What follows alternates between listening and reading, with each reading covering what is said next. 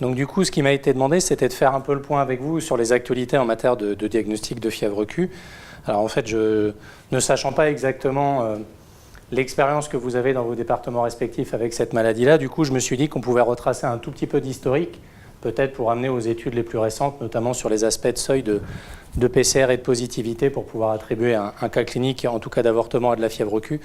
Donc je me propose, on va dire, de refaire un tout petit peu d'historique pour balayer les principales études qu'on avait menées, notamment dans le Grand Ouest et ailleurs, qui ont permis d'aboutir à des propositions de protocoles standardisés. Peut-être les rappeler aussi pour celles et ceux pour qui ça ne serait pas tout à fait clair, et puis aborder avec vous, dans la deuxième partie de l'exposé, effectivement, quelques aspects de nouveautés.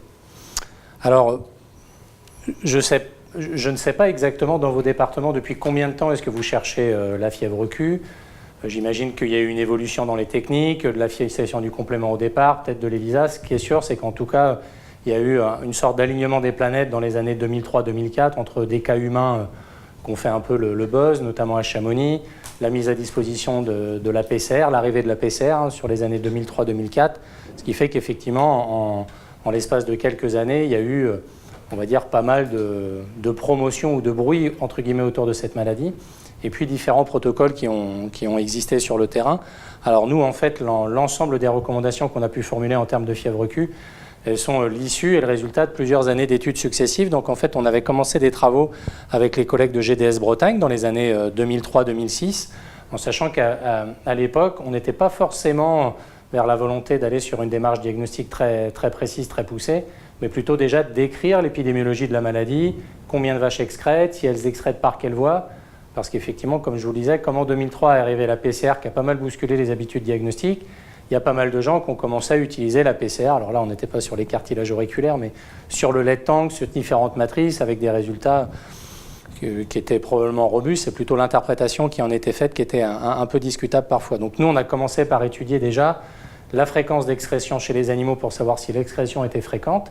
Et à partir du moment où on confirmait, vous allez le voir, ce qui était le cas, que l'excrétion était fréquente, de se dire, est-ce que lorsqu'un animal excrète, il excrète par toutes les voies, auquel cas, finalement, j'allais dire, peu importe ce qu'on prélève, on trouvera bien les vaches qui nous posent problème, ou est-ce qu'au contraire, quand les vaches excrètent, elles excrètent par toutes les voies possibles et imaginables et pas en même temps. Donc on a fait une première enquête, c'est le graphique que vous avez ici, donc on s'était déplacé dans une trentaine de troupeaux, atteints tous cliniquement de fièvre Q, donc on a vu des avortements répétés, attribués à la fièvre Q sur la base des recommandations diagnostiques, ou en tout cas des clés de diagnostic qui existaient à l'époque dans les différents départements concernés. Donc là, on était en Bretagne. Et ce que vous avez ici, c'est la répartition des bovins positifs par voie d'excrétion. Donc à chaque fois, les bovins, ils faisaient l'objet concomitamment de 3 prélèvements, le lait, un écouvillon vaginal, et puis on prélevait également des matières fécales. Donc vous voyez que finalement, la voie d'excrétion la plus fréquente, c'était le lait. Ici, ce que vous avez, c'est la même répartition, mais en termes de concomitance. Donc là, ici, les individus qui étaient positifs dans le lait, M pour le milk, lait, mucus vaginal et fesses. Et ce dont vous vous rendez compte, c'est que les animaux qui concomitamment excrétaient par les 3 voies, c'était à peine 1,5% des vaches excrétrices. Donc ça veut dire que quand une vache excrète, elle excrète la quasi-totalité du temps. Là, c'est ici, si vous additionnez les 3 dernières lignes, sont les vaches qui excrétaient soit uniquement par le lait, par le mucus vaginal ou les matières fécales. Si vous additionnez, vous allez vous rendre compte que ça fait quasiment 85-90% des animaux. Donc ça veut dire que quand les vaches, elles n'excrètent que par une voie à la fois. Donc ce qui veut dire que si on se plaçait dans le cadre d'un diagnostic d'avortement, où là on sait que les animaux, que ce soit des moutons, des chèvres, des bovins, ils vont excréter vraiment des quantités relativement importantes dans le placenta, par le mucus vaginal, dans les produits de la parturition en général. Pour nous, du coup, ça faisait sens, vu ces résultats-là, de bien conseiller que si on voulait rechercher l'agent, c'était bien par PCR sur placenta ou écouvillon vaginal. On verra après qu'on peut même le faire sur liquide stomacal de l'avorton. Et du coup, d'ores et déjà, de proscrire le lait comme matrice pour le diagnostic d'avortement, dans la mesure où, lorsque la vache excrétait par le mucus vaginal, elle n'excrétait pas ou très très peu concomitamment dans le lait. Donc en gros, au moment de l'avortement, ça ne servait à rien sur l'animal ayant avorté de faire le lait. Donc ça a été un premier résultat. L'autre résultat, ça a été de se dire, donc il faut bien promouvoir la recherche de l'agent, plutôt sur une matrice placenta ou écouvillon, mais jusque quand? Parce que lorsqu'on est appelé pour un avortement, généralement il y a eu déjà 1, 2, voire parfois 3, 4 avortements qui n'ont pas forcément été répertoriés, notifiés, déclarés par l'éleveur. Donc ce qui fait que le premier qui va déclencher l'investigation finalement, est le 3e ou 4e d'une série, et les premiers de la série, depuis quand date-t-on ces avortements? Et du coup, s'ils sont un peu anciens, est-ce que ça vaut quand même le coup de faire une PCR? Ou est-ce qu'il faut plutôt passer à de la sérologie? Donc là, du coup, ce que je vous ai mis sur ce tableau-ci, c'est les résultats issus de 24 prélèvements d'avortement, donc dans 24 troupeaux différents. Chaque ligne est une vache. Et ici, finalement, toute la colonne est positive parce que pour être inclus dans cette étude-là, ce sont des vaches qui devaient avoir été diagnostiquées avec une PCR fortement positive sur le placenta ou un écouvillon vaginal le jour de l'avortement. Et en fait, on a repris ces mêmes vaches 7 jours après l'avortement. Et ce que vous voyez, c'est que sur ces 24 vaches, vous en avez à peine un tiers qui reste positive une semaine après l'avortement. Là, on n'était que sur du prélèvement quasiment d'écouvillon vaginal. Donc du coup, ça nous a fait dire que si le délai entre l'avortement et le prélèvement était au-delà de 7 jours, la PCR nous semblait peu adaptée. Et en parallèle, ce qu'on a fait, donc là je vous ai juste mis les résultats, pas pour une question de visibilité uniquement de 13 de ces 24 vaches, mais dans ces 24 troupeaux où on disposait d'informations pour la vache ayant avorté, ce qu'on a fait, c'est que concomitamment à J0 à une PCR sur écouvillon vaginal, on faisait un ELISA aussi, pour savoir est-ce que finalement l'ELISA, il ne pourrait pas substituer à la PCR pour des questions de coût. Donc vous vous rendez compte ici que sur les 13 individus, on en avait 4 qui étaient ELISA négatifs, donc ça confirmait bien notre suspicion que ça manquait de sensibilité. Par contre, de façon intéressante, ce qu'il faut regarder, c'est la dernière colonne, qui est la séroprévalence intra-troupeau. Donc là, c'était bien parmi les vaches en lactation, elles avaient toutes fait l'objet d'un prélèvement sanguin, et en fait, on se rend compte que dans la quasi-totalité des cas, à l'exception d'un cas, on avait une séroprévalence intra-troupeau très forte dans le troupeau, c'est-à-dire qu'on avait non seulement une PCR positive sur la vache ayant avorté, mais beaucoup de vaches contemporaines dans le troupeau, en même temps, prélevées en même temps, qui étaient séropositives. Ce qui fait que du coup, ça nous a fait plutôt réfléchir au fait d'associer la sérologie sur des contemporaines. Et dans la mesure où c'est une maladie, enfin en tout cas c'est une infection qui est extrêmement souvent asymptomatique chez les animaux, on s'est dit également que prélever dans le panel sérologique pour confirmation de diagnostic des animaux qui n'avaient pas de signes cliniques, ce n'était pas très pertinent et qu'il fallait plutôt privilégier des vaches à problème dans un premier temps. Après, si jamais on veut décider peut-être d'autres mesures de maîtrise, on peut très bien faire un prélèvement plus exhaustif, y compris des animaux qui n'ont pas de signes cliniques pour avoir une vision un peu du tableau de la prévalence dans le troupeau. Mais à l'échelle du diagnostic, ce qui nous intéresse de savoir, c'est bien est-ce qu'il y a une majorité de vaches à problème de reproduction, avortement, métrite, infertilité, retour en chaleur, qui sont séropositives. Donc c'est un peu ce qu'a présidé, on va dire que c'était les éléments constitutifs d'une brique, en sachant qu'on en avait une autre aussi, c'est que dans le cadre de suivis longitudinaux, où on avait des animaux qui étaient prélevés d'abord toutes les semaines, puis tous les mois, puis tous les 3 mois, concomitamment pour PCR et également pour sérologie, ça nous permettait de distinguer des animaux, par exemple, qui étaient ce qu'on appelait excréteurs persistants. On a observé ça quasiment que dans le lait, j'y reviendrai après, donc des vaches qui étaient excrétrices de façon régulière sur plusieurs semaines, et puis des individus ici qui étaient excréteurs non persistants, donc soit des animaux qui n'excrétaient pas du tout, soit qui excrétaient une fois de temps en temps. D'accord ? Si vous avez des questions sur la présentation ou des choses que vous voulez poser, n'hésitez pas s'il y a des choses. Ok. Et donc du coup, ce qu'on a regardé, c'est comment se répartissaient les individus selon leur profil sérologique concomitant. Il y avait des animaux qui étaient ce qu'on a appelé séropositifs persistants, donc des animaux qui étaient séropositifs tout le temps, et des individus qui avaient d'autres profils sérologiques, donc soit séronégatifs, soit séropositifs une fois, ou en tout cas avec des taux très faibles, en se disant, est-ce que toujours pareil, on peut se dispenser de faire une PCR sur la base de résultats ELISA répétés, puisque finalement 2 ELISA, ça coûterait toujours moins cher qu'une PCR, en tout cas dans certains critères. Et donc en fait, ce dont on s'est rendu compte, c'est que parmi les individus qui étaient séropositifs persistants, donc avec des densités optiques et des E sur P positifs forts sur le temps, eh bien finalement, plus de 50% d'eux étaient des animaux avec une expression persistante. Donc pour nous, la sérologie, c'était quelque chose de pertinent, à la fois sur les contemporaines, et si on avait des individus, si parfois on se pose la question de savoir si un individu est potentiellement à risque et excréteur persistant, c'est des questions qu'on reçoit parfois de confrères, notamment pour introduire des taureaux en station de testage. Il y a des PCR sur matière fécale qui se font ou qui sont préconisés sur des animaux de 4-6 mois. Je ne sais pas si c'est des choses auxquelles vous êtes confrontés. Bon, de mon point de vue, ça n'a absolument aucun intérêt, parce que ce n'est pas parce qu'ils sont PCR négatifs un jour qu'ils ne le seront pas après, et ce n'est pas parce qu'ils sont positifs qu'ils le seront encore 10 jours après. Donc en fait, l'intérêt de cette pratique est nul. Par contre, si sur des individus, y compris jeunes, on a des séropositifs, enfin des résultats sérologiques positifs qui perdurent dans le temps avec des fortes densités optiques, on va dire que c'est quand même beaucoup plus à risque d'un profil d'expression persistante que non persistante. Donc finalement, la sérologie nous paraissait intéressante. Oui ? 50% c'est suffisant? 50% c'est suffisant? Bah, en tout cas, on n'a pas mieux que ça. Après, la seule alternative, c'est de répéter les PCR sur les individus dans le temps. Donc, en tout cas, ce qui est certain, c'est que si jamais il y avait une priorisation à faire, c'est probablement plus ces individus-là qui seraient à risque que les autres. C'est encore une fois une question de priorité. Après, on peut très bien imaginer un pré-screening sur la base de 2 sérologies, et si vraiment on veut savoir, d'aller confirmer par une PCR. L'inconvénient étant sur des stations, enfin sur des mâles en station de testage, c'est qu'on n'aura pas de lait, qui est la voie d'excrétion la plus fréquente. Le mucus vaginal non plus, il ne nous reste que les matières fécales et c'est très intermittent. Donc en fait, pour les taureaux en station de testage, c'est guère la seule solution qu'on a. Et donc du coup, il a fallu après aboutir à une proposition diagnostique. Alors en fait, ce qui s'est passé, c'est que fort des premiers travaux qu'on avait faits, on a été contacté par Béatrice Bouquet du Point Vétérinaire, qui nous a demandé « Est-ce que vous ne pourriez pas, pour aider les vétérinaires, la PCR arrive, essayer de nous faire un arbre ?» À l'époque, je ne sais pas si c'est une lecture que vous avez de temps en temps, si vous lisez plutôt l'Équipe ou le Point Vétérinaire, mais ça dépend peut-être du moment de la journée.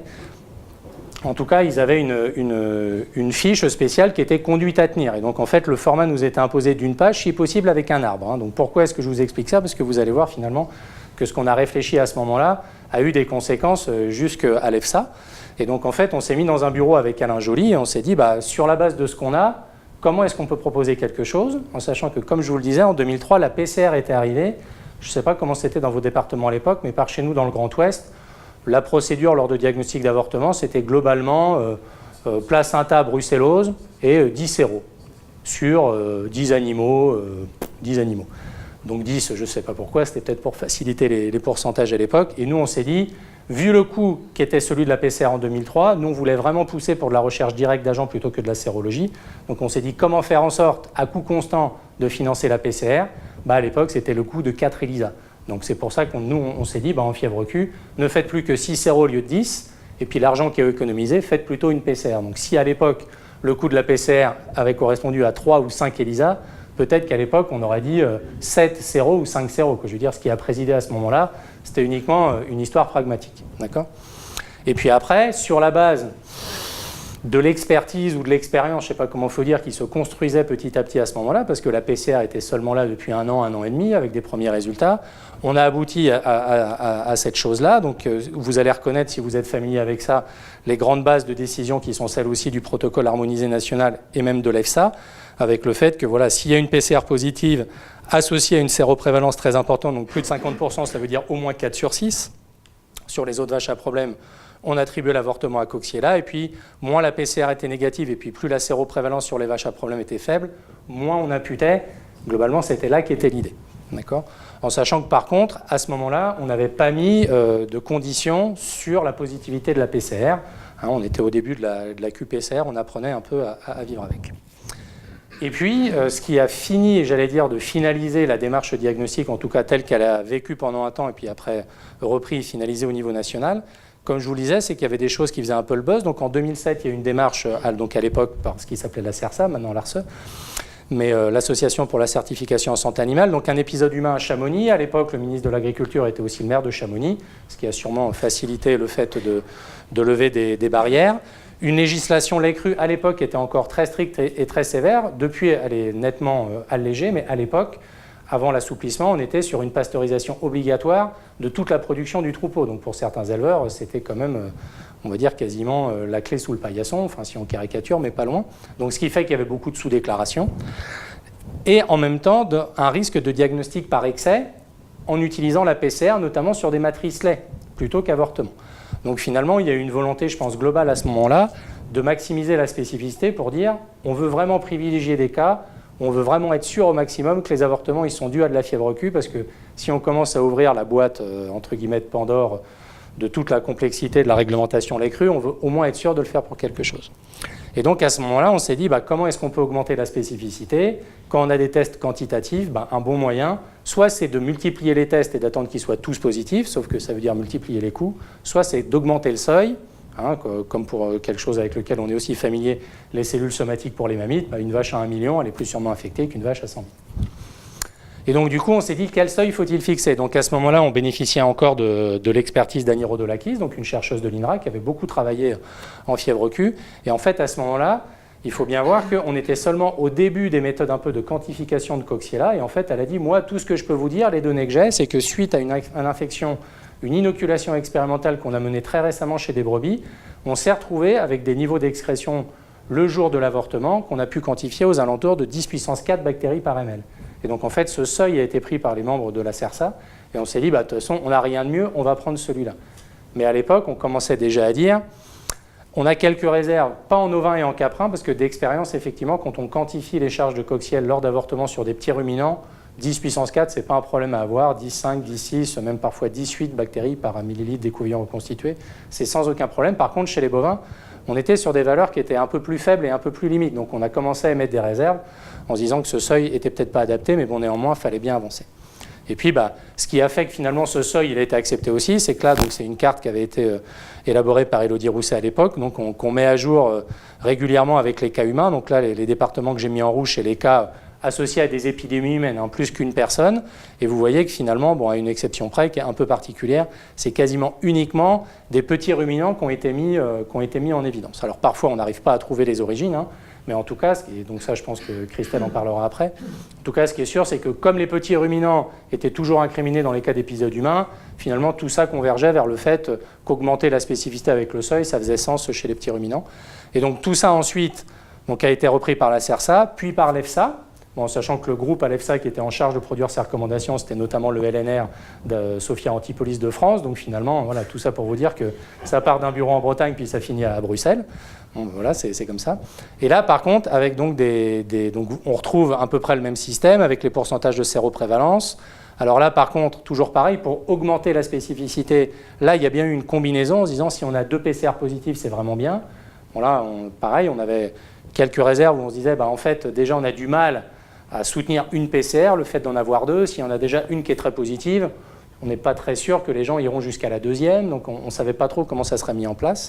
Et pour ce qui est du critère quantitatif, il y a 2 seuils qui ont été mis en place. Un premier qui était, si on fait un écouvillon vaginal directement dans la vache, de retrouver une quantité supérieure à 10 puissance 4 bactéries par millilitre, donc ce fameux seuil qui avait été proposé par Annie Rodolaki sur la base d'expérimentation en mouton. Et puis si jamais l'écouvillon est réalisé sur le placenta, donc on prend le placenta, on l'envoie au laboratoire et on écouvillonne directement le placenta, dont on sait qu'il est plus chargé, là on acceptait un seuil légèrement plus bas de 10 puissance 3. Donc voilà un peu l'historique qui nous a amené aux recommandations, donc après j'y reviendrai, mais qui ont été proposées notamment dans le cadre de la démarche harmonisée de diagnostic des avortements. Alors malgré cette historique qui est en cours, donc je ne sais pas si aujourd'hui parmi les départements français combien appliquent réellement ce schéma-là. Je pense que c'est extrêmement hétérogène, il y a un degré d'adhésion qui est sûrement en croissance, mais ça reste hétérogène. Et on a encore des questions, non mais vraiment Raphaël, est-ce qu'on ne peut pas le faire sur lead tank? Alors en fait ça va dépendre de l'objectif. Si c'est pour un diagnostic d'avortement, la réponse, elle est non. C'est clair. D'accord ? Mais malgré tout, enseigner, c'est répéter, donc on le répète encore une fois. Hop. Ce que vous avez ici, c'est les résultats de profil d'excrétion pour des animaux qui étaient prélevés une fois par mois, tous les mois, pendant 6 mois. Et donc, en fait, on avait des animaux qui étaient excréteurs persistants, c'est-à-dire que sur 6 mois, ils étaient positifs sur un ou plusieurs prélèvements tous les mois pendant 6 mois. D'autres individus qui étaient excréteurs de façon plutôt sporadique. Donc sporadique, ça veut dire qu'ils étaient excréteurs plus d'une fois, mais pas tout le temps sur les 6 mois. Des intermittents, eux, ils étaient excréteurs une seule fois. Et des individus qui n'excrétaient jamais. Donc là, on était dans 6 troupeaux qui avaient été recrutés sur la base d'une forte prévalence intra-troupeau, pas forcément en présence de signes cliniques. Et ce dont on s'est rendu compte, c'est que quand on synthétisait les résultats donc, de prélèvements mensuels réalisés donc, tous les mois pendant une période de 6 mois, finalement, ce sont environ 50% des animaux qui étaient détectés excréteurs au moins une fois. Et quand on regardait la proportion d'excréteurs persistants, donc la partie verte, vous voyez que finalement, ce qui mange tout, c'est le lait. En fait, l'excrétion persistante, donc le fait de retrouver un animal excréteur, de façon répétée dans le temps, ça ne s'est retrouvé quasiment que dans le lait. Ça ne s'est pas trouvé dans les autres catégories, en tout cas à l'échelle du mois. À l'échelle de la semaine, c'était différent, mais des individus qui excréteraient sur une période de 6 mois quasiment de façon continue, ça ne s'est vu que dans le lait. Donc ce qui fait que la matrice lait, en fait, c'est une bonne matrice quand on veut avoir une image du degré d'excrétion dans le troupeau, mais pas du diagnostic d'avortement. Si à un moment donné, par contre, on voulait évaluer l'efficacité d'une mesure de maîtrise, des antibiotiques, un vaccin, de la biosécurité pour diminuer la charge excrétée par les bovins, Le lait, là, redevient une bonne matrice parce que finalement, si on a moins d'excrétion dans le lait, ça veut dire qu'on a moins d'excrétion en général dans le troupeau, puisque finalement, celle qu'on a le plus de chances de détecter, c'est bien le lait. Donc le lait, c'est plutôt une matrice de suivi et de monitoring et pas une matrice de diagnostic. Et alors après, par contre, comment est-ce qu'on peut l'utiliser? Donc ça, c'est encore des études qu'on a menées où là, chaque point est un troupeau dans lequel on avait estimé la charge de coccielle dans le lait de tank avec une QPCR, et puis ici, c'était la prévalence de vaches excrétrices dans le lait. Donc concomitamment, un peu comme on avait fait historiquement avec les statuts BVD, on prenait toutes les vaches laitières en lactation, on prenait le lait de tank, on analysait tout, puis on regardait si ça corrélait bien. Il y avait une corrélation qui n'était pas parfaite, donc on était dans 37 troupeaux, mais globalement, voilà, on arrivait à des équations de régression qui n'étaient pas si mal, et ça nous a paru une méthode plutôt pertinente pour estimer la prévalence de vaches excrétrices. Donc ça, c'est clair que plus la charge détectée dans le lait de tank est importante, plus la prévalence de vaches excrétrices est importante. Après, on s'est dit, est-ce que finalement, plutôt que la PCR lait, est-ce qu'on ne pourrait pas faire des ELISA? Alors la première condition, c'était de savoir déjà s'il y avait une bonne corrélation entre, à l'échelle de la vache, ce qu'on retrouvait dans le sang et dans le lait. Alors donc là, pareil, chaque point est une vache. Et donc ici, vous avez le ratio S sur P qui était retrouvé ici dans le lait et ici dans le sang. D'accord? Donc la corrélation n'était pas parfaite. Par contre, au cut-off du kit, c'était plutôt bon. Donc globalement, la concordance qu'on avait entre le lait et le sang, elle était très bonne. Par contre, les résultats qu'on trouvait là, c'est des résultats qu'on trouve pour d'autres pathogènes, en paratuberculose, etc. En BVD, même c'est pareil, avec une concentration en anticorps moindre dans le lait que dans le sang.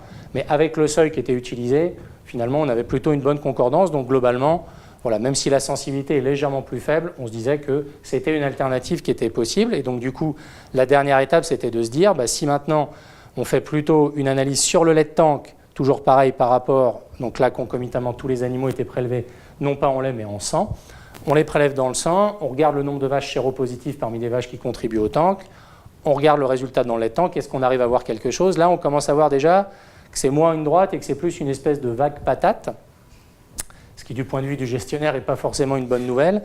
Ce qu'on a réussi à regarder, ou en tout cas à dresser à peu près comme, si ce n'est comme règle, du moins comme préconisation, c'était que lorsqu'on avait, alors avec le seuil qui était celui appliqué par le fabricant à l'époque, donc c'était le kit LSI à l'époque qu'on employait, quand on avait un ELISA lait de tank considéré négatif, on avait la plupart du temps moins de 20% de vaches séropositives.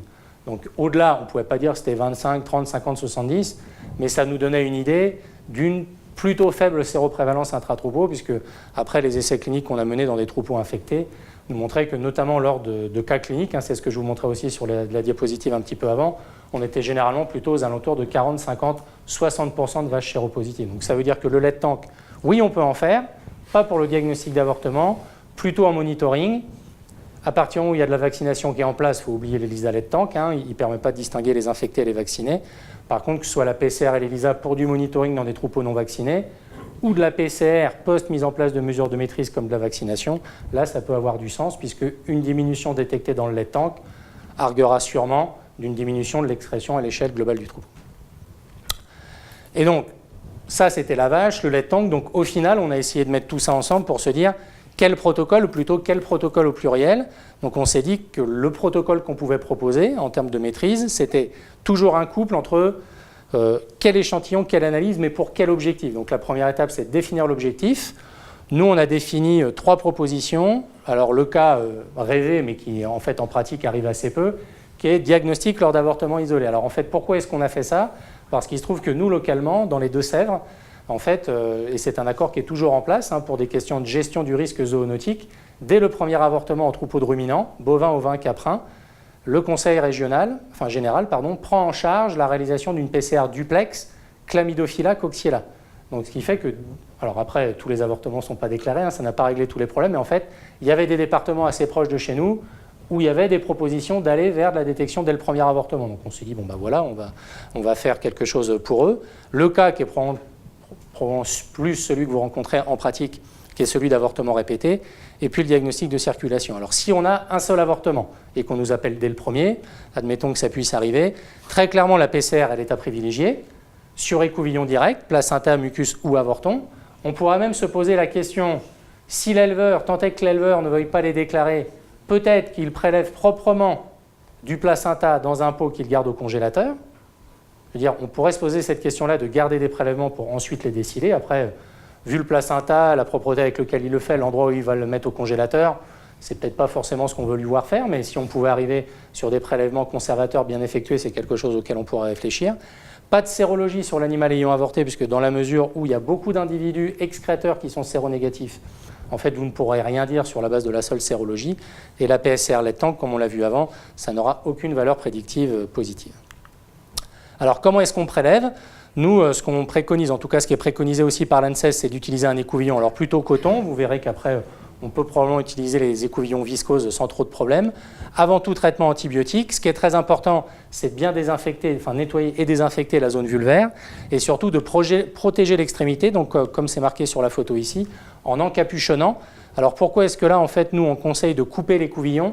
C'est parce que sinon, en fait, si vous, bon, c'est pas très ragoûtant, mais je vais le dire quand même, si vous rentrez à l'intérieur de la vache et que vous tartouillez tout, en fait, le problème, c'est que votre gant va beaucoup contaminer ici l'opercule de votre écouvillon. Et en fait, quand ils reçoivent ça au laboratoire, ils ne sont pas forcément très ravis. Il faut voir que c'est une bactérie aussi qui dissémine assez facilement au niveau aérien. Donc, c'est un risque de contamination des opérateurs, mais aussi d'autres prélèvements à côté. Donc, on essaye de mettre à l'intérieur de l'écouvillon quelque chose le plus proche possible. Donc, on coupe. Il y en a même qui se désinsèrent facilement. On l'encapuchonne dans la main. Idéalement, ça sera même les écouvillons métrite contagieuse d'équine, par exemple. Mais bon, pour des questions de coût, on est plutôt sur des écouvillons classiques. Donc, on encapuchonne. On frotte, à peu près 20 secondes de friction. Ce qu'on veut, c'est vraiment de la cellule. C'est vraiment une rosée sanguine. Ce n'est pas récolter du pus ou des matières nauséabondes. C'est vraiment frotter les parois du col. Et puis ensuite, on conditionne. Quelque chose aussi auquel on a voulu faire attention, c'est l'influence du délai de prélèvement par rapport à l'analyse. Dans certains cas, on sait qu'il peut y avoir un certain délai entre le prélèvement et l'analyse. Donc là, ce qu'on a regardé, c'est la persistance de résultats qu'on savait être positifs le jour de l'analyse. Donc là, c'est des analyses PCR qui étaient faites le jour même. On prélevait les animaux, on savait qu'ils étaient positifs, on les emmenait au labo, ils étaient connus positifs le jour même du prélèvement. Les prélèvements, ils ont été divisés en plusieurs et conservés soit au frigo, soit au congélateur. Les résultats étaient les mêmes, donc là je vous présente que les résultats conservation à 4 degrés. Vous voyez que finalement, dès le lendemain, on perdait une bonne partie des mucus vaginaux qui étaient pourtant positifs la veille et des laits. Alors c'était très lié à la charge bactérienne. Plus le prélèvement était chargé à J0, moins on perdait le signal. Mais comme a priori vous ne savez pas vraiment la quantité que vous cherchez, ce n'est pas terrible de différer l'analyse, surtout quand derrière, vous voulez mettre un critère quantitatif pour attribuer l'avortement. Donc faites bien attention, il faut vraiment différer au minimum. Une alternative, c'est le prélèvement liquide stomacal quand vous avez l'avorton de visible, de disponible et qui est encore dans un bon état de conservation. Pourquoi? Parce que normalement, le liquide stomacal de l'avorton, théoriquement, il doit être stérile, il ne doit pas contenir d'agents pathogènes. Bon, à partir du moment où l'avorton est déjà dehors depuis plusieurs heures et puis que quand vous le prenez, il part en morceaux, c'est peut-être pas la peine de faire un prélèvement de liquide stomacal. Si par contre il est bien frais, c'est quelque chose de valable, c'est assez facile à faire. Avec une lame de scalpel, vous ouvrez la paroi abdominale, vous prenez la caillette qui est toute petite à ce moment-là, un vacuténaire dedans, on récupère assez facilement 3-4 cc. Ça, c'est vraiment un prélèvement qui est idéal parce que comme normalement il est stérile, la moindre détection d'un agent pathogène dans ce liquide stomacal, théoriquement, ça vaut diagnostic. Donc c'est ça qui est intéressant. Après, on s'est dit, bon, on conseille le liquide stomacal, mais est-ce qu'il y a une différence selon qu'on fasse donc un prélèvement sur l'avortement, donc sur l'avorton lui-même, sur du contenu stomacal placenta-mucus. Donc là, c'est les résultats d'une enquête dont je vous parlerai un peu après. On avait 950 avortements à peu près qu'on avait récoltés sur Bretagne de Sèvres. On a regardé le pourcentage de signaux positifs sur les 3 matrices. Ce n'était pas statistiquement différent. Donc on s'est dit que globalement, à partir du moment où on trouvait le même pourcentage de positifs de façon similaire sur 4 matrices différentes, c'est probablement que les matrices avaient sans doute une valeur informative à peu près similaire. Après, pour des raisons de facilité de travail au laboratoire, c'est vrai qu'on est plus arrivé à conseiller l'écouvillon dans la mesure où c'est ce que les laboratoires préfèrent travailler. Deuxième situation qui est sûrement la plus courante, c'est le diagnostic d'avortement répété. Donc là, PCR oui et re-oui sur les animaux ayant fraîchement avorté, entre guillemets, depuis moins d'une semaine. Sur les animaux ayant avorté plus anciennement, et ou ayant des troubles de reproduction, des vaches confirmées gestantes qui sont revenues en chaleur, ça peut être des vaches en métrite, des vaches avec des problèmes d'expression des chaleurs, pas de vaches saines, que des vaches à problème de repro, et donc on en prend 6. Et puis la PCR lait tank, par contre, c'est ce que je vous disais, toujours non. Et puis la dernière étape, c'est, en tout cas la dernière proposition, c'est celui du diagnostic de circulation, dans la mesure où on a par chez nous, mais je pense que c'est chez vous exactement pareil, des regroupements de troupeaux, des fusions. Et finalement, de la même manière qu'on demande une prise de sang ou de mariés qui vont s'épouser, un diagnostic prémarital, là on pourrait dire on fait à peu près la même chose, de façon à savoir si le statut sanitaire des deux troupeaux qui vont fusionner est similaire. S'il y a un statut qui est plus défavorable que l'autre, soit on ne se marie pas, soit on prend des précautions avant, quoi, je veux dire. Et donc là, du coup, la PCR individuelle, je veux dire, économiquement, ce n'est pas la peine, on ne va pas tester tous les individus sur les 3 matrices. Là, par contre, faire une sérologie sur des individus tout venant, primipare comme multipare, ça c'est intéressant. Et là, finalement, peu importe l'historique clinique. Et la PCR lait tank, là oui, parce que c'est la voie d'expression la plus fréquente. Donc, en prévention et en prévision d'une fusion de troupeaux en l'absence de signes cliniques, oui pour le lait tank, et pour des séros tout venant, sinon on restreint vraiment sur la vache avortée et sur des congénères à problème. Et donc tout ça, on l'avait nous mis au point dans le cadre de l'UMT Santé des bovins. Ensuite, ça a été repris au niveau national, injecté, j'allais dire, dans le dispositif Oscar, donc que pilote Christelle. On a revu légèrement les critères, toujours en gardant ce questionnement, mais en gardant dans un premier temps le seuil de 10 puissance 4 ou 10 puissance 3 bactéries, selon qu'on soit en écouvillon ou placenta. Et donc, comme je vous le disais, ça ce qui a servi de réflexion à la base EFSA. Et alors, pour vous montrer quel est l'intérêt de pouvoir toujours, pendant un temps donné, faire les mêmes choses, même si ce n'est pas parfait, au moins ça a le mérite d'exister, je voulais d'abord vous faire écho d'un premier travail qu'on avait fait en 2012, et puis de finir par les premiers résultats du dispositif Oscar. Alors nous, on a mené une première étude pilote en 2011, donc sur un peu plus de 900 avortements, donc Bretagne et Deux-Sèvres, et en fait, chaque avortement faisait l'objet d'un écouvillon vaginal, ou d'un prélèvement avorton, etc. C'est de cette étude dont sont issus les résultats dont je vous parlais avant sur l'influence de la matrice.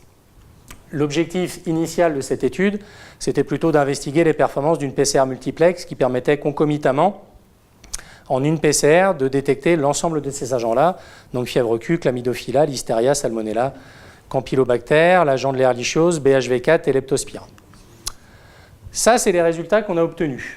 D'accord ? Donc en fait, dans 34% des cas, on avait un signal PCR positif, ce qui veut dire que dans 2 tiers des cas, on n'avait aucun signal. Donc ça, je pense que c'est quelque chose auquel vous êtes confrontés, c'est-à-dire on fait des analyses et on ne trouve rien. Bon, en faisant une PCR multiplex, j'allais dire, on ne trouvait pas plus, mais en tout cas, dans la moitié des cas, quand on trouvait quelque chose, en Bretagne en tout cas, Bretagne et Deux-Sèvres, c'était de la coxiella. Donc on s'est dit, c'était de la fièvre Q. Alors, est-ce que pour autant, le diagnostic, il est direct ou pas ? C'est là qu'il faudrait rajouter soit des sérologies concomitantes. Il se trouve qu'en l'occurrence, on les avait dans moins de 10% des cas, alors que pourtant, ces recommandations que nous, on avait édictées avec Alain Joly pour la Bretagne en 2004, en 2011, ça faisait 7 ans, on était seulement à 10% d'observance. Donc, je veux dire, malgré le fait que ce soit ancien, pour plein de raisons, bonnes ou mauvaises, les choses ne se font pas toujours, parce qu'en fait, on va arriver, et en même temps, on pense que c'est peut-être la néosporose, donc en fait, les 6 vaches, on ne les prend pas que sur des problèmes d'orpro, mais on prend déjà des mères, des filles, des grands-mères. Parfois, on va dire, tiens, ces 3 vaches-là, en fait, elles doivent partir, elles sont déjà bloquées, prends-les. Donc en final, c'est plus un échantillon de convenance, ou alors en fait les animaux ne sont pas là, ils sont au champ, on dit qu'on repassera pour les sérologies, puis finalement on ne les fait jamais. Donc voilà, malgré le fait qu'on travaillait depuis longtemps, c'était assez peu fait. Donc on a vu 17% de positives. Ça nous a permis de regarder s'il y avait un effet saison. Donc ce que vous avez ici, c'est le pourcentage, donc là uniquement en fièvre Q, de signaux PCR positifs selon la saison. Bon, mis à part une petite faiblesse sur le mois de septembre, statistiquement, quand on regarde vu les effectifs, il n'y avait pas de différence. Donc en fait, on s'est dit qu'il n'y a pas de raison de suspecter plus ou moins la fièvre Q selon une période de l'année. Mais plus intéressant, ce que ça nous a permis de regarder, c'est l'effet du stade de gestation. Parce que comme on était dans certains troupeaux avec des vétérinaires très très impliqués, on était parfois sur des individus qui en fait ont été prélevés avec un écouvillon dans un stade extrêmement précoce, c'est-à-dire il n'y avait pas d'avorton visible, c'est des animaux qui avaient été diagnostiqués gestants, mais qui étaient revenus en chaleur. D'accord ? Donc ça nous a permis finalement de pouvoir détecter, en tout cas là en l'occurrence c'est le cas, des PCR positifs sur des individus qui étaient gestants à différents stades. Et en fait, quand on regarde encore une fois les pourcentages, en gros, les pourcentages ils étaient similaires quel que soit le stade de gestation. Donc ce qu'on en a nous retenu, c'est que l'avortement il était à n'importe quel stade. Alors après, la facilité d'aller faire un écouvillon, de récupérer du matériel sur un animal qui n'est pas avec un bel avorton sorti est plus compliqué, c'est pour ça qu'on privilégie la sérologie. D'accord ? Mais toujours est-il qu'il faut vraiment penser à la fièvre Q, quel que soit le stade de l'avortement ou du problème de reproduction. Et puis, je vous disais, et ça c'était notre dernier problème, ce qui nous a amené à l'étude dont je vais vous parler sur l'investigation du seuil. Ce que vous avez ici, c'est la répartition des charges en coxiel, donc ici de non quantifiables, entre 0 et 50 bactéries, 50 et 100, jusqu'à ici plus d'1 million de bactéries, en sachant que nous, le fameux seuil, on va dire de 10 puissance 4, il est là. Et donc effectivement, on a l'impression un peu de 2 populations, une première ici, Ce que vous avez ici avec les barres de couleur, c'est les CT correspondants de la qPCR. Donc, sans surprise, plus les charges étaient importantes, plus on était sur des CT faibles, d'à peu près 20-25. D'accord ? Par contre, à partir du moment où on était sur des charges notamment proches du seuil de 10-4, eh ben, on se retrouvait avec des CT qui étaient à peu près équivalents, quoi, aux alentours de 25-30. Donc, diagnostiquer sur le CT, ce n'était pas possible.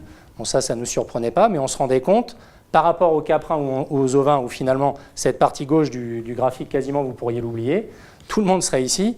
Il se trouve qu'en bovin, c'est plus distribué, et donc on s'est dit, bah, est-ce que là-dedans, finalement, ça aboutirait à mettre de côté des cas qui sont réellement de la fièvre Q, quoi. Donc c'est pour ça qu'on a mené une enquête donc, en partenariat avec le laboratoire départemental de Vendée.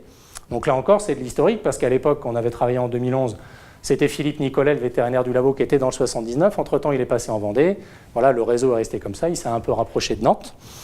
Et puis, on a bénéficié du soutien logistique et financier également de CEVA. Et donc, nous, l'objectif, c'était de décrire la sensibilité et la spécificité donc, du diagnostic de la fièvre Q par qPCR sur placenta d'avorton ou écouvillon, en comparaison à un gold standard qu'on a choisi, qui est l'histologie, c'est ce qui est marqué dans les bouquins, hein, l'histologie du placenta. On doit observer notamment, là je vous passe les détails, mais des kystes trophoblastiques, etc. Donc des images normalement compatibles avec. Donc on s'est dit c'est le gold standard, on va le faire, la méthode de référence. Et on s'est dit on va faire varier le seuil, 10.1, 10.2, 10.3, 10.4, 10.6, 17, 18. Et puis on va voir si les performances sont équivalentes ou pas. Et on s'est dit aussi, parce que ça c'était une demande des laboratoires qui disait dans les recommandations, on dit échantillon coton, nous on préfère travailler le viscose. Est-ce qu'il y a un risque? Donc en fait on a également, notamment comme on recevait le placenta, doubler les prélèvements, un écouvillon coton et un viscose, pour voir si les performances étaient différentes selon le type de matrice. Alors comment est-ce qu'on a travaillé, procédé? Pour une question de logistique et de budget, on s'est dit on peut tester 60 animaux. Donc on voulait des individus négatifs en qPCR pour estimer de la spécificité, donc ça c'était pas un problème. En gros, on se basait sur les protocoles avortement qui étaient faits en Vendée. À partir du moment où ils étaient négatifs en qPCR, on en prenait aléatoirement un certain nombre. Et puis on s'est dit, nous on voudrait des positifs aussi en qPCR, mais par contre, pour investiguer l'effet du seuil, il nous faudrait des PCR faiblement positifs, moyennement positifs, fortement, très fortement positifs. Donc on voulait balayer à peu près tous les seuils. On n'a eu aucun problème à avoir des individus avec 10.1, 10.2, 10.3. Par contre, pour avoir les 10.4, 10.5, 10.6, c'est pour ça que cette enquête elle a commencé en 2014, je pense, et qu'on l'a fini uniquement en 2017. Il nous a fallu 3 ans pour avoir ne serait-ce qu'une petite dizaine de prélèvements assez positifs. Ce qui dit bien qu'en bovin, ce seuil de 10.4, il nous fait peiner à poser du diagnostic. Donc voilà, donc les placentas étaient prélevés par le vétérinaire. C'est le laboratoire départemental qui réalisait les écouvillons au laboratoire, donc ils étaient vraiment faits dans de très bonnes conditions. Ce qui fait que nous, là, le seuil qu'on testait, c'était 10.3 et non pas 10.4, puisque c'était un écouvillon reconstitué à partir du placenta et pas directement dans la vache. L'autre partie du placenta était formulée et envoyée pour histologie dans un laboratoire extérieur, et donc l'histologie était interprétée selon les préconisations de la littérature. Alors comment est-ce qu'on analysait les données? On a travaillé en 4 temps. D'abord, on a regardé la concordance entre le diagnostic qPCR et l'histologie, donc ça c'est ce qu'on appelle un coefficient kappa, un coefficient de concordance. On fait un tableau de contingence 2 à 2, et on voit finalement si ça concorde ou si ça discorde. Ensuite, on a évalué la sensibilité et la spécificité pour différents seuils, 10.1, 10.2, 10.3, 10.4. Et on a essayé de rechercher le meilleur seuil. Et on a regardé quels étaient les facteurs qui pouvaient affecter la qualité du placenta, notamment l'autolyse, parce que les premiers résultats qui nous revenaient disaient on a beaucoup de placenta qui nous arrivent un peu autolysés, l'histologie nous disait c'est ininterprétable. Donc on s'est dit est-ce que c'est le délai avortement-prélèvement, prélèvement-analyse? Est-ce qu'il y a quelque chose qu'on pourrait transférer au veto pour que les prélèvements soient moins abîmés? Alors du coup, les résultats. Donc on en prévoyait 60, on s'est arrêté à 59, parce que la dernière, on n'en finissait pas de l'attendre, donc on s'est dit, on s'est à 59, on est dans le nord en plus, c'est choisi. Voilà. Donc des soucis, je vous disais, pour avoir des forts positifs, et puis, comme je vous disais à l'instant, sur 59 histologies, 21 ininterprétables. Parce que l'histopathe nous a dit, le placenta, il est inutilisable, je ne peux rien vous dire. Donc ça nous a bien confirmé que malgré le fait que l'histologie soit promue, en tout cas définie comme la méthode de référence, en pratique, ce n'est pas quelque chose qu'on peut utiliser, parce que si dans à peu près 30-40% des cas, on ne peut pas interpréter, ça ne sert à rien. Donc la PCR nous semblait à privilégier. Alors quand on regarde la concordance, donc comment se lit le tableau? Donc ici, vous avez du coup les 38 qui étaient à la fois interprétables en PCR et en histologie, on enlève les 21 aux 59. Donc on en avait finalement 8 qui étaient positifs en 8 positifs en QPCR, 30 qui étaient négatifs, au seuil de 10,3. Donc si on appliquait le seuil, j'allais dire UMT, ACERSA, EFSA collectif, et puis 16 qui étaient en histologie. Donc on voit déjà que ça ne concorde pas super parce qu'on en trouve 2 fois plus en histologie. Et puis, parmi ceux qui sont négatifs en histologie, on en trouve aussi des positifs en PCR. Donc on se dit, bon, quand on calcule ce qu'on appelle le coefficient d'agrément, donc le coefficient kappa, il est de 0,073. Pour considérer qu'une méthode peut être substituée par une autre, on attend des coefficients qui sont plus de l'ordre de 0,7. Donc vous voyez, on en est quand même loin. Donc ça veut dire que la concordance est relativement mauvaise. D'accord. Alors après, ce qu'on a regardé, donc là, vous retrouvez ici le coefficient d'agrément, ici les sensibilités et ici les spécificités. Du coup, pour différents seuils, on s'est dit, plutôt que de là, de se mettre à 10,3, si on refaisait le tableau à 10,1, 10,2, jusqu'à 10,8, qui était notre prélèvement le plus important, le plus chargé, vous vous rendez compte que finalement, au seuil de 10,3, donc qui est celui que là on retenait puisque c'était des écouvillons faits sur placenta, on avait une spécificité qui était plutôt bonne, de l'ordre de 80% par rapport à l'histologie. Comme attendu, plus on montait le seuil, plus on était bon, et on se rend compte que finalement, au bout d'un moment, ça sature, donc ça ne sert à rien de se mettre à 10, 10, 10, 12. Déjà qu'on est à 10,3, 10,4, les résultats sont à peu près similaires, notamment quand on regarde les intervalles de confiance, parce qu'on reste quand même sur des échantillons qui sont relativement faibles, vu la difficulté à recruter des positifs dans une large gamme de positivité. Par contre, et ça c'est ce qu'on disait depuis relativement longtemps, on a une sensibilité à 25%, donc en fait ça veut dire qu'au seuil de 10 puissance 3 par rapport au gold standard histologique, il y a un avortement sur 4 pour lequel l'image histologique était compatible avec de la fièvre Q, qui était loupée par la PCR au seuil de 10,3. D'accord. Donc du coup, ça nous confirmait que la sensibilité elle était meilleure, et de toute façon, la sensibilité la meilleure, on la retrouvait pour un seuil de 10 puissance 1, donc 10 bactéries par ml, et on n'était qu'à 56%. Donc ça veut dire que la PCR, toute seule, isolée, si on augmente beaucoup le seuil, on est très spécifique, sinon la sensibilité elle est quand même pas très bonne. Alors après, ça c'est une première approche. Alors ensuite, pour essayer de définir quel est le meilleur seuil, il y a plusieurs méthodes statistiques. Donc rapidement, je vais vous montrer des graphiques. Je ne vais pas trop rentrer dans les détails, je vais juste essayer de vous expliquer le principe. Ça, c'est ce qu'on appelle une approche ROC. Donc en fait, c'est un graphique qui est tout simple. Ici, vous mettez 1 moins la spécificité et ici la sensibilité. C'est exactement comme ça qu'on aboutit au fait que 200 000 ou 300 000 cellules par millilitre, c'est le meilleur seuil pour savoir si une vache a une mamite ou pas. En fait, chaque point représente un seuil différent, 18, 17, 16, etc. Et normalement, le point le meilleur, celui qui permet le meilleur équilibre, on va dire, entre sensibilité et spécificité, c'est le point qui est plus proche du point en haut à gauche ici. Il se trouve que là, c'était 10 puissance 1.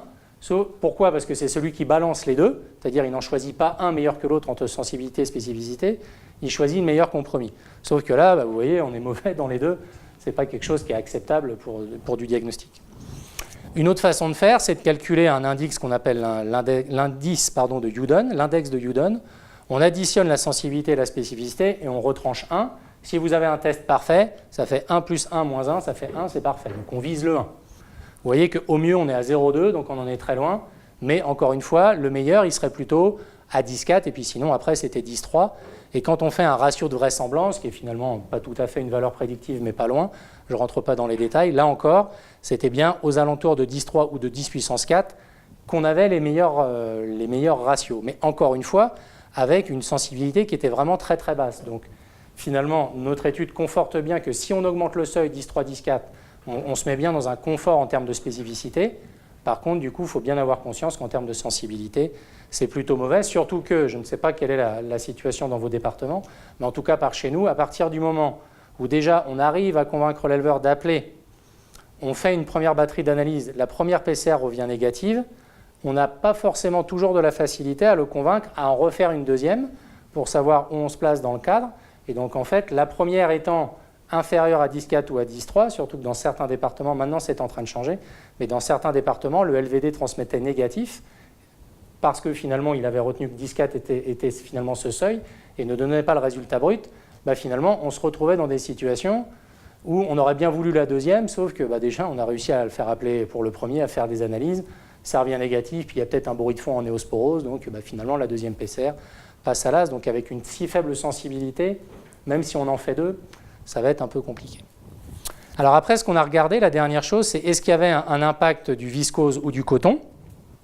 Alors en fait, il y a une très bonne concordance. Donc ici, on a mis le viscose versus directement le placenta, coton versus placenta, puisqu'on menait aussi des PCR directement sur placenta. Puis on a comparé coton-viscose. Donc finalement, là, ce dont on se rend compte, donc là, c'est l'agrément. Vous voyez qu'il est excellent. La sensibilité, la spécificité. En d'autres termes, faire un écouvillon sur le placenta par rapport à extraire directement sur la base du placenta, les résultats, globalement, ils étaient similaires. Donc du point de vue du labo, ils ont dit on garde l'écouvillon. Et quand on regardait coton et viscose, eh ben, sensibilité, spécificité et concordance étaient parfaites. Donc en fait, on ne perdait aucune information.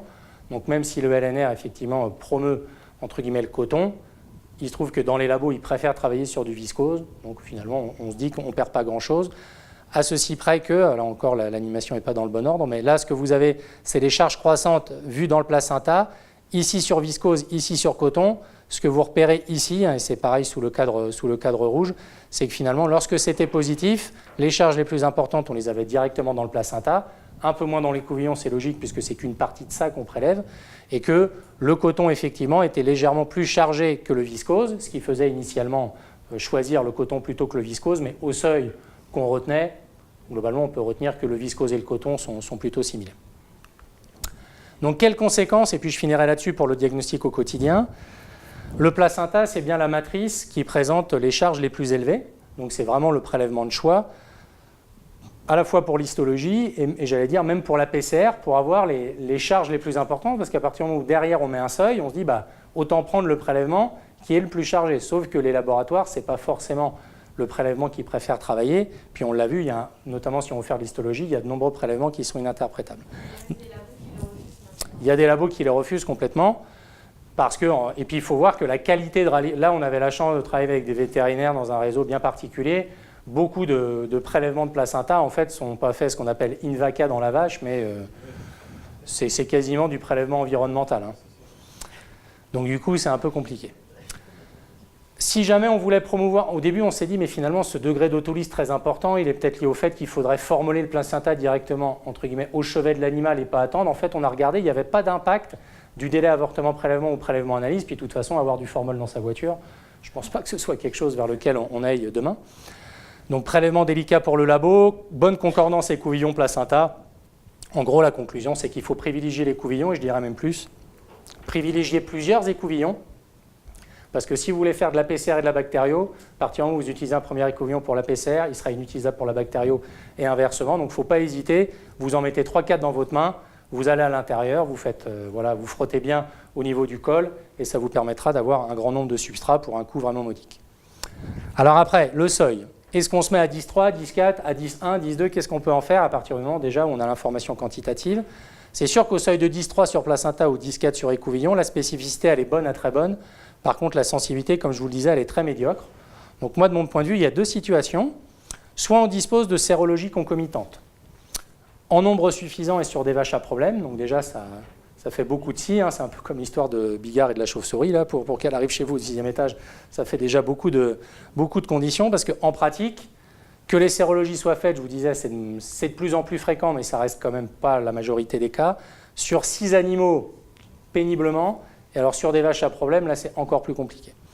Et si la majorité sont séropositives, et que vous avez une PCR positive, mais inférieure au seuil de 10,3 ou de 10,4, par exemple à 10,2, quelque chose comme 800 bactéries, moi je dirais que l'orientation elle est quand même plutôt forte, parce qu'on sait que chez les bovins l'excrétion elle est moindre. Si en plus l'individu il a été prélevé plutôt à 6 jours qu'à 2 jours après l'avortement, que ça a mis 4 jours à arriver au laboratoire, vous vous souvenez ce que je vous disais sur le fait que plus on délaye l'analyse, plus on a de négatif. Donc si jamais on a la chance d'avoir les sérologies concomitantes, je pense que ce seuil, on peut plus ou moins s'en affranchir, donc il faut vraiment promouvoir la sérologie. La deuxième situation, malheureusement qui est la plus fréquente, c'est qu'on ne dispose pas de sérologie concomitante, ou plutôt sur un échantillon de convenance, pas des vaches à problème. Dans ces cas-là, si la PCR est positive mais inférieure au seuil, donc comme je vous disais, il faut vraiment demander le résultat brut, moi je dirais que je ne rejetterai pas l'hypothèse de suite. C'est-à-dire que si vous n'avez aucune connaissance sur la sérologie et que votre PCR elle est positive mais faiblement positive, moi dans ces cas-là, ce que je ferais, c'est que j'utiliserais ça. Alors si on dit attends le prochain pour refaire une PCR, pas forcément très vendeur parce qu'il attend d'avoir un autre problème pour qu'on fasse quelque chose, mais plutôt dans ces cas-là d'aller déclencher les sérologies qui n'ont pas été faites dans cet élevage-là. Alors idéalement pour rechercher une séroconversion, si par exemple il y a une ou deux sérologies qui avaient été faites pour je sais quelle raison et que ces individus sont négatifs, allez les rechercher pour voir s'ils ont séroconverti.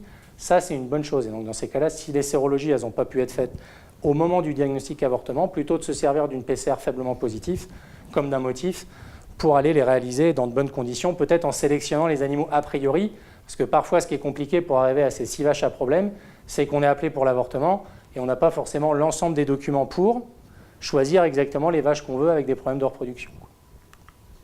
Donc, au final, je dirais que pour moi, l'important, c'est de promouvoir le diagnostic, dans le sens où même une démarche imparfaite, pour moi, elle vaut mieux qu'une absence de démarche. Donc, au moins, on fait tous pendant un temps donné quelque chose. Donc, ça, c'est une image que m'a gentiment donnée Christelle, qui est le principe de la démarche Oscar. Donc, tous les départements volontaires qui veulent y participer sont les bienvenus. L'idée, c'est que nous, on a fourni une grille à peu près de diagnostic harmonisé. On ne force aucun département à faire rentrer ces méthodes diagnostiques dans les nôtres. Par contre, notre fil d'analyse nous dit, est-ce que finalement, la façon dont vous avez fait, c'est bien la façon que nous, on préconisait? Du coup, nous, on vient y mettre dessus notre filtre d'interprétation pour aboutir finalement à des rendus. Donc là, on a fait le premier rendu en 2017. Donc c'est Christelle qui s'est occupée de synthétiser toutes les données. Et donc vous trouvez, si ça vous intéresse, sur le site de l'Institut de l'élevage, l'ensemble de la démarche Oscar expliquée, avec des fiches par maladie qui rappellent les signes cliniques, les prélèvements à effectuer, les grilles d'interprétation, quelques éléments aussi sur la maîtrise. Donc là, vous voyez ici la boîte de prélèvement standardisée qui a été travaillée dans le cadre de ce groupe de travail, et donc qui permet d'aboutir pour la première fois à ce tableau-là. Donc là, pour les bovins, les ovins et les caprins, donc vous voyez ici le nombre de séries abortives investiguées. Donc on était dans 23 départements. Voilà. Vous voyez que selon les espèces, le nombre de séries qui ont été investiguées est forcément très hétérogène. Et que chez les bovins, finalement, on retrouve le socle des 3 maladies que nous, on a promis en première intention. Alors vous me direz, c'est logique, puisque c'est celles qu'on cherche en première intention. On ne peut pas tellement aller chercher autre chose, mais il se trouve que dans un grand nombre de cas, il y a d'autres agents aussi qui ont été cherchés. Et on retrouve finalement des pourcentages qui sont à peu près similaires, ou en tout cas attendus par rapport à ce qu'on attendait au départ. Donc la néosporose bien en premier, et la fièvre Q finalement, on va dire, à un niveau à peu près similaire à la BVD, en sachant que dans les départements, même s'ils n'ont pas éradiqué ou assaini, la prévalence des avortements BVD en Bretagne, elle est sûrement très différente d'autres endroits. Donc malgré le fait qu'on avait quand même un grand nombre de séries qui provenaient de cette zone-là, voilà, la BVD est d'une part non négligeable, et la fièvre Q elle-même non plus. Et finalement, quand on regarde à peu près de 10% de fièvre Q, comment ils se distribuent, vous voyez que pour certains, en fait, donc on a différencié dans cette démarche-là des imputabilités possibles ou fortes. Fortes, on va dire qu'on est quasiment certain. Possible, c'est il nous manque peut-être une petite chose pour confirmer, mais en l'absence de toute autre chose, pour l'instant, focalisons-nous là-dessus. Et vous voyez qu'en fièvre Q, finalement, ça se répartit pour moitié-moitié entre une imputabilité forte et possible. En fait, ce qui manque la plupart du temps pour pouvoir bien imputer à la fin, c'est les sérologies, en fait, et ou la deuxième PCR. Donc, parce qu'en pratique, déjà, arriver à être appelé, lancer les démarches d'avortement, etc., ce n'est pas toujours simple. Selon les départements, la part qui reste à charge à l'éleveur, des fois, dissuade un peu de faire des analyses. Et à partir du moment où je vous disais, on a une PCR qui nous est rendue négative, ou en tout cas comme non conclusive sur le diagnostic, c'est compliqué d'en avoir une deuxième, et avec le problème des sérologies non faites. Donc finalement, voilà, je pense que oui, on a besoin de vous pour promouvoir. On a présenté ce résultat-là lors du congrès des GTV. Alors c'était juste après, comme là, juste après la reprise du repas. Il y avait beaucoup de gestionnaires, il y avait quelques praticiens. J'ai demandé chez les praticiens combien avaient entendu parler de la démarche harmonisée, d'Oscar, même du diagnostic fièvre Q. Et finalement, aucun n'a levé la main, ou un peut-être. Voilà, mais c'est un de mes étudiants, je l'avais mis dans la salle exprès pour. Voilà. Donc au final, voilà, ça prouve bien que malgré le fait qu'on pense que le message il est passé, je vous dis, nous les premières grilles, c'est 2004, et je plaisante avec mes étudiants, mais qu'à moitié, parce que du coup tous mes étudiants, je les sensibilise peut-être plus que dans d'autres écoles à ça, et ils travaillent pas très loin de Nantes pour beaucoup, et malgré ça, ils appellent toujours en disant « Non mais Raphaël, vraiment, il est temps que c'est pas possible », donc je me dis « Tu vas revenir à l'école, et c'est un recommencement perpétuel, voilà, c'est mets tes chaussons, enfin bon, c'est voilà ». Donc du coup, il y a besoin de diffuser, d'informer, de sensibiliser, de bien appliquer la démarche. Moi, je dirais surtout les sérologies aujourd'hui, avec notamment les incertitudes qu'on a sur le seuil en PCR de fièvre Q. C'est sûrement ça dont on a besoin. Et puis d'avoir vos retours d'expérience aussi, pour que nous, on puisse, voilà, on a une réunion du groupe Oscar là, à la fin du mois, du coup, de voir comment doit-on, et si oui, comment, aller vers une V2, rajouter des agents pathogènes, en enlever, changer les règles d'interprétation. Donc ça, c'est possible uniquement si on a un grand nombre de départements qui jouent le jeu pendant une période. Voilà. Je vous remercie de votre attention et puis je réponds à vos questions avec plaisir si vous en avez.